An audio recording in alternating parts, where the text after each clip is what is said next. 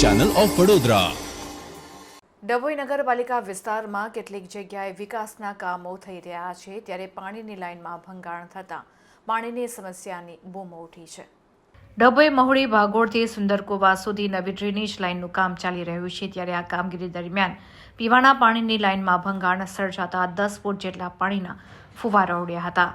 ડભોઈ ટાઉનમાં છેલ્લા કેટલાક ટાઈમથી ડ્રેનેજનું કામ ચાલી રહ્યું છે, જેથી રસ્તા પરથી અવરજવર કરતા વાહન ચાલકોને ભારે મુશ્કેલીનો સામનો કરવો પડી રહ્યો છે। બીજી તરફ આ કામગીરી દરમિયાન પીવાના પાણીની લાઇનમાં ભંગાણ સર્જાતા ડભોઈના કેટલાક વિસ્તારોમાં પાણીની સમસ્યા સર્જાઈ છે।